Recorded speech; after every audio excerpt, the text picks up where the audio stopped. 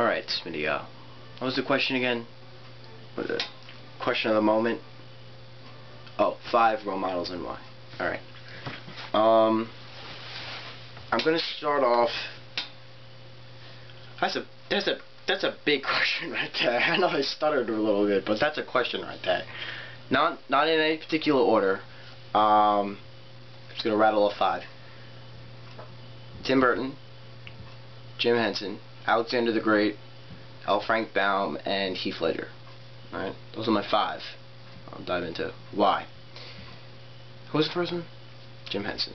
No, Tim Burton. Start off with Tim. Alright. Tim Burton, you know, artist, director. He's a genius. He's truly a genius. He's a visionary. And people don't understand that, because he sees something that people can only dream. Subconsciously dream.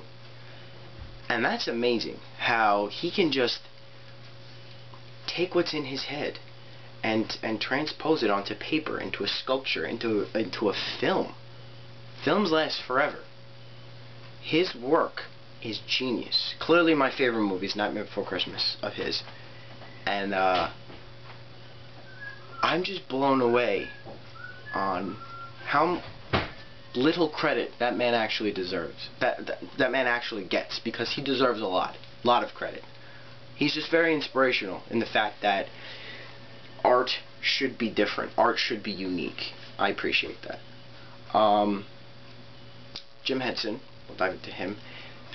Maker of, Sesame Street, Muppets, Dinosaurs, Fraggle Rock, Teenage Mutant Ninja Turtles, the movies, stuff like that. Another genius, another visionary.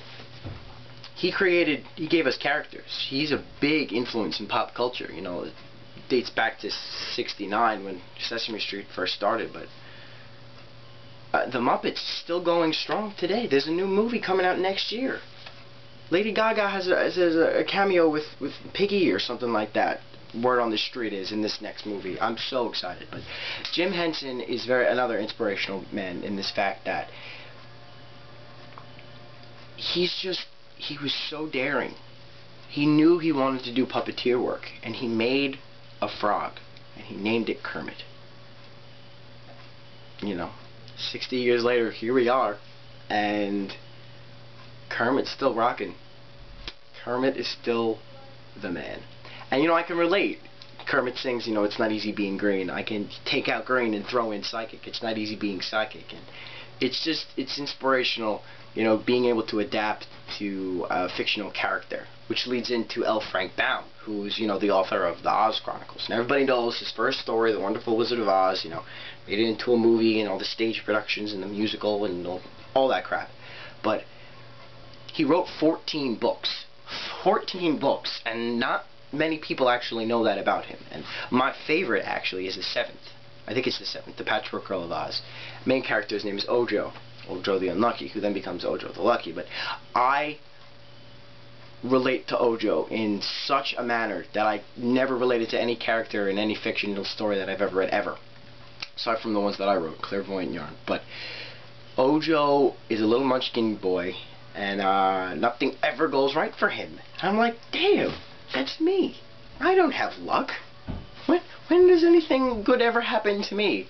Never. Never. But L. Frank Baum, another visionary and genius, just because he's just so smart. He wrote those stories like 110 years ago, literally, and certain devices that he wrote about that would work because the land of Oz had magic, we have today. He actually touched base on laptops and cell phones and stuff. That's pretty damn awesome. I'm not gonna lie. Awesome. Alexander the Great, dude was amazing. I wish I knew him back in the day. He had 4 wives, two boyfriends. He's a bisexual dude, leading his Greek life, ruled the known world for that matter. But the thing that's amazing is that he was not barbaric. If in the sense of Oliver Stone's movie depicting Alexander, he wanted to change the world. He wanted to help everyone. Every civilization he conquered, he wanted to teach them what he's learned throughout the course of his adventures, and to read, to write, basic mathematics skills, stuff like that. And it wasn't agreed. He didn't want to rule the world to rule the world. He wanted to help. And that is something to aspire to be that helper, and ask for nothing in return, in that sense. And last but not least, Heath Ledger. Heath, I don't even know where to begin. I really wish I knew him physically, you know, like, oh hey Heath, what's going on, you want to go bowling, type of buddy kind of thing. The first thing I ever saw him in was, you know, 10 Things I Hate About You, back in '99. And then I think after that I saw Brothers Grimm and Brokeback Mountain, Dark Knight and Dr. Parnassus, I think in that order. And then I saw, you know, other films he did trickled in. But as an actor, he grew so much, and he really did. He had so much potential, and it just sucks that, you know, the universe works in mysterious ways, and Heath's time was up in this life. But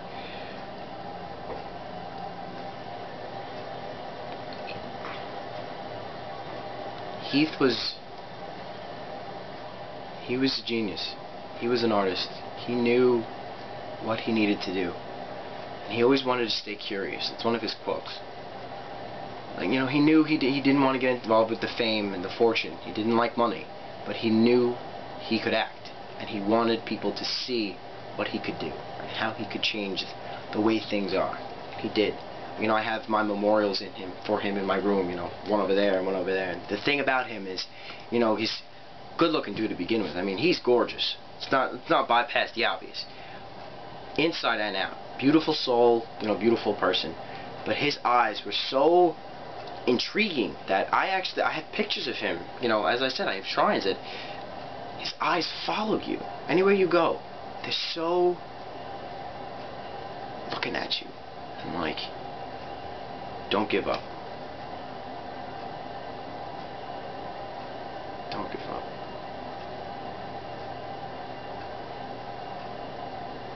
Heath,